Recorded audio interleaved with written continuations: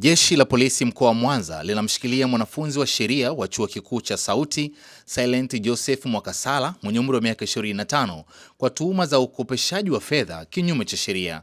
Mtuhumiwa alikamatwa baada ya polisi kufanya upekuzi katika duka lake na kukuta kadi za ATM, vitambulisho vya NIDA, vyeti vya elimu pamoja na nyaraka za mikopo.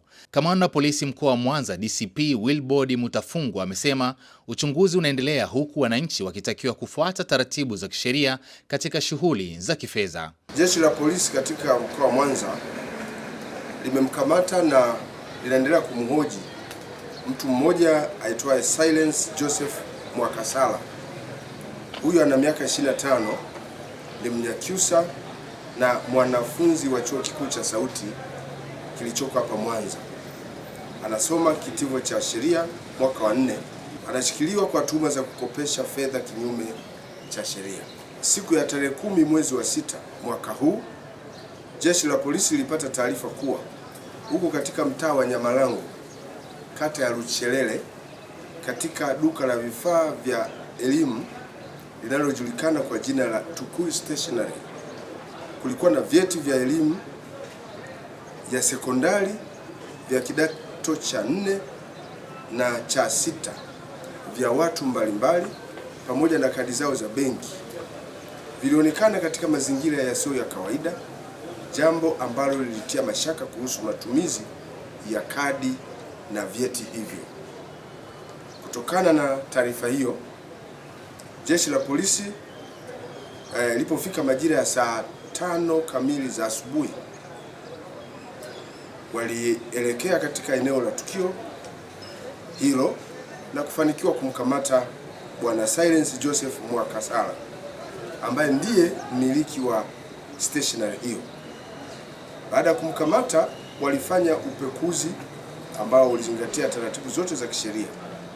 Ndipo katika upekuzi huo aliweza kupatikana akiwa na vitu vifuatavyo: kadi 8 za ATM za benki ya NMB, kadi 12 za ATM za benki ya CRDB, vitambulisho viwili vya NIDA, vyeti 31 vya matokeo ya kidato cha 4, vyeti 4 vya matokeo ya kidato cha 6, vyote vikiwa vya wamiliki tofauti, pamoja na nyaraka mbalimbali za mikataba ya kukopesha fedha.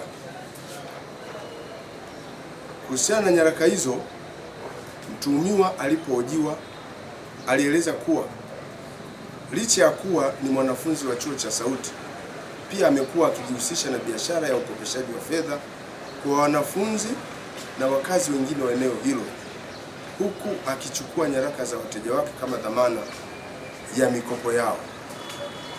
Pamoja na nyaraka hizo, jeshi la polisi liliweza pia katika upekuzi huo kuzikamata hard disk 5, flash 2, notebook 1, simu 7 za aina mbalimbali, vyote vikiwa ni mali ya Silent Joseph Mwakasala, navyo pia vimeshikiliwa kwa ajili ya uchunguzi zaidi.